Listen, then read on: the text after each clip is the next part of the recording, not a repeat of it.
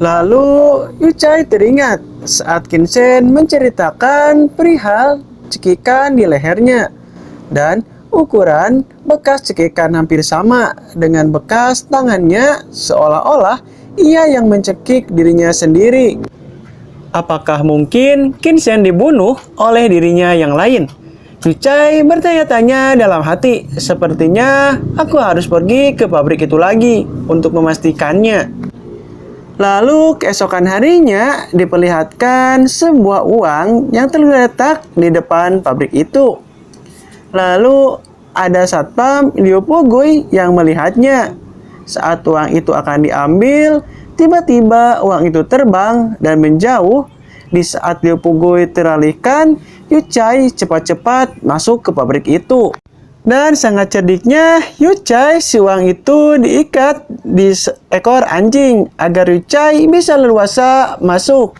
Lalu sesampainya Yuchai di depan gedung itu, ia melihat ke arah jendela.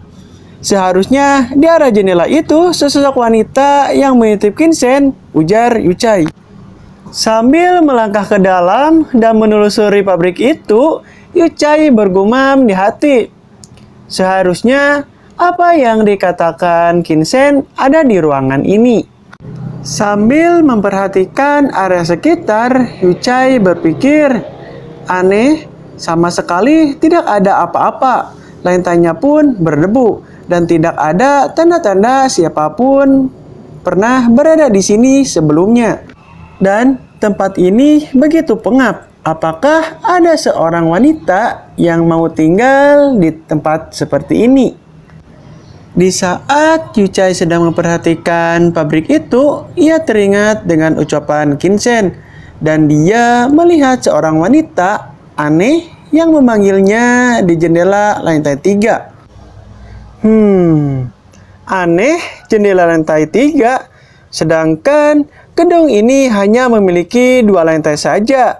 Dan aku sudah berada di lantai kedua. Jadi, dari mana datangnya lantai ketiga itu? Apa mungkin yang dimaksud jendela lantai 3 itu adalah saluran pembuangan itu ya? Tapi aneh, tingginya 5 meter. Jika yang dikatakan Kinsen itu benar, bukankah tinggi wanita itu harus setidaknya 5 meter? Yuchai pun sontak terkejut dengan apa yang sedang ia lihat. Dan di sekitar jendela itu dipenuhi dengan debu. Dan tidak ada tanda-tanda ada seseorang yang pernah ke sana. Dan apa mungkin ada seorang wanita yang memiliki tinggi 5 meter? Dan kasus ini dipenuhi misteri. Di saat Yuchai sedang melamun memikirkan yang terjadi, ia tidak menyadari bahwa di belakangnya ada sesosok wanita yang sangat menyeramkan memperhatikan Yuchai. Lalu si wanita itu pun terus mendekati Yuchai dan di saat si tangan wanita itu akan menangkap Yuchai, sontak Yuchai menyadari bahwa ada seseorang di belakangnya. Pas saat Yuchai menengok ke belakang, tiba-tiba si wanita itu pun menghilang. Sepertinya tadi ada seseorang di belakangku. Tapi setelah aku tengok, aneh, kok tidak ada? Apakah mungkin ini perasaanku saja?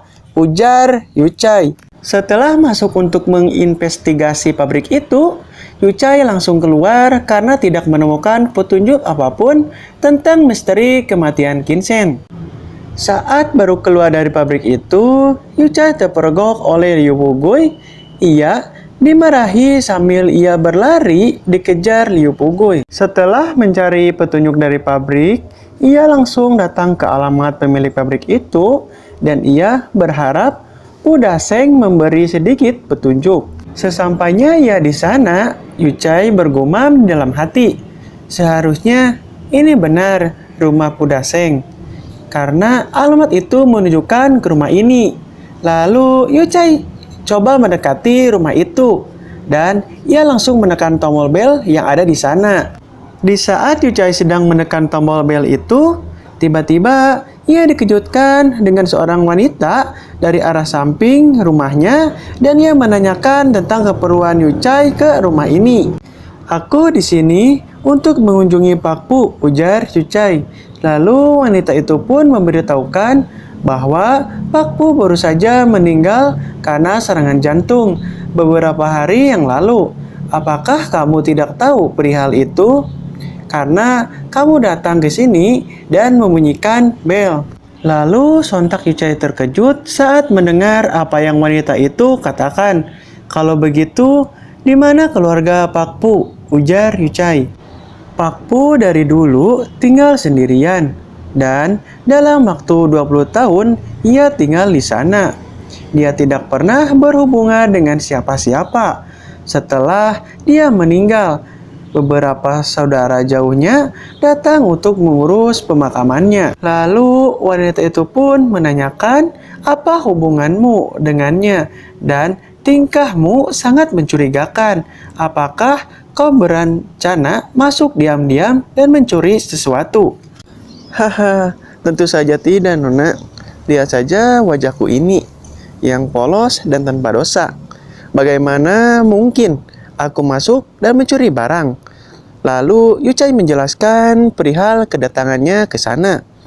"Maaf Nona, ayahku teman seperjuangan Pak Pu saat perang. Aku hanya datang mengunjunginya untuk menggantikan ayahku." Lalu setelah dikasih penjelasan, wanita itu langsung pergi dan ia sedikit tidak percaya dengan ucapan yang Yuchai bicarakan. Saat malam harinya, Yuchai datang lagi ke rumah Pak Pu dengan secara diam-diam. Dengan pengalamannya menjadi seorang polisi, ia mampu dengan mudah membuka kunci itu.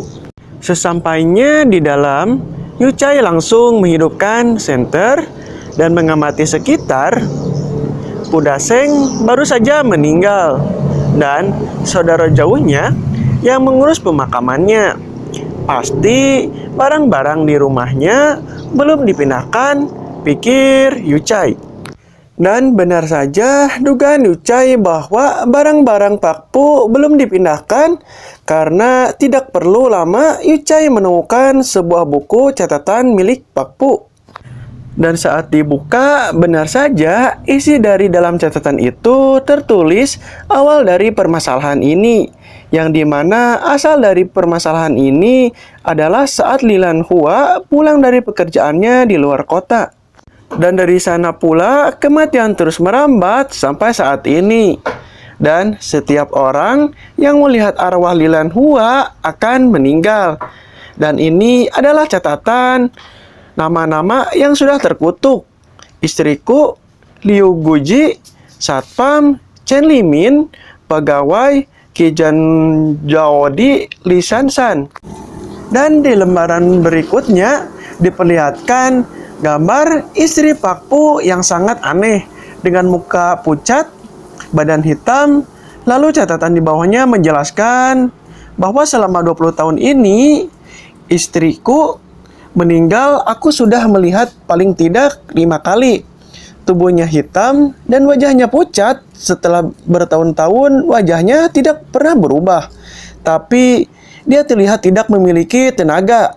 Setiap kali aku mendekatinya, ia selalu menghilang. Apakah istriku benar-benar berubah jadi hantu? Lalu Yuchai teringat bahwa Kinsen juga memiliki penampilan yang sama seperti istri Pak Pu. Dan Pak Pu juga mencatat berbagai observasi.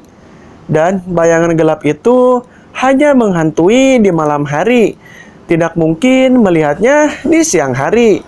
Terkadang bayangan itu akan berpindah dari satu pojok gelap ke pojok yang lain.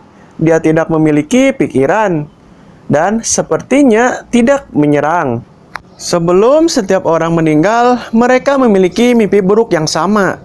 Suatu mimpi buruk di mana mereka mencekik diri mereka sendiri, dan mimpi mereka pun perlahan-lahan menjadi kenyataan. Rasanya seperti semacam penyakit menular. Beberapa orang mengaku melihat orang mati hidup kembali. Aku harus membawa ini pulang dan membacanya. Catatan di dalamnya mirip dengan situasiku sekarang. Di saat Yucai sedang mencari petunjuk yang lain, ia tidak menyadari bahwa di belakangnya ada sesosok makhluk yang mirip Ginseng. Di saat Yucai menyadari, ia sontak terkejut karena makhluk itu muncul kembali. Dan ia langsung menangkap Yucai dengan mencekiknya. "Apakah kamu Ginseng?" Yucai menanyakan walau ia sedang menahan rasa sakit di lehernya. Makhluk itu tidak menjawab, tetapi ia hanya tersenyum menyeramkan, seakan-akan ia tidak peduli apa yang Yucai tanyakan. Dan prioritas utamanya adalah membunuh Yucai. Dengan sakitnya di leher, Yucai berusaha melepaskan. Namun, cekikan di lehernya itu sangatlah kuat. Tapi Yucai tidak menyerah. Ia mencoba mengambil vas bunga di meja, lalu menghantamkan ke makhluk itu dengan keras. Tetapi seakan-akan makhluk itu tidak merasakan sakit.